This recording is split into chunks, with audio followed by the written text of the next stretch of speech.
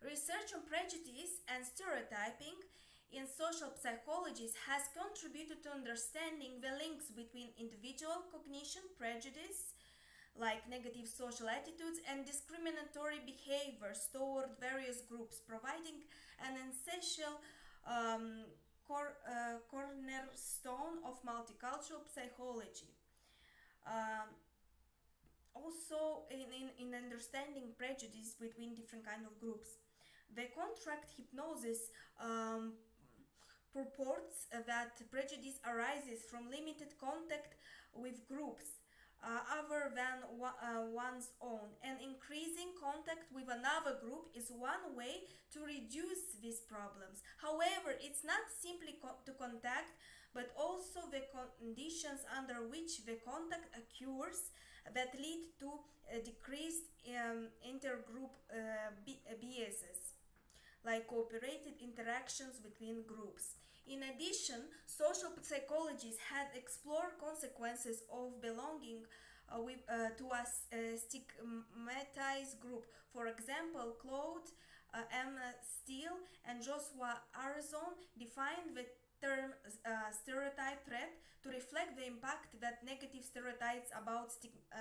stigmatized groups, like for example women and African American, can cause individuals from these groups to experience anxiety that may lead to a negative impact on performance. This anxiety arises from fear of being reduced to generalization made about members of a socially stigmatized group.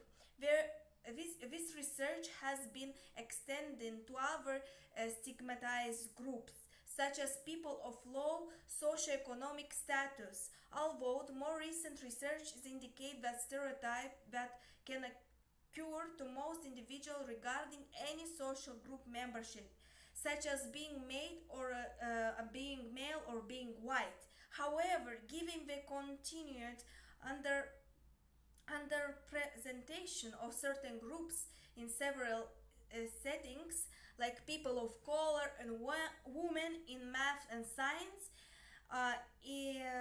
it is these individuals who are at a higher risk of suffering negative social consequences associated with stereotype threat. Other researchers have proposed complex hypnosis about intergroup relations to help explain prejudice and stereotypes.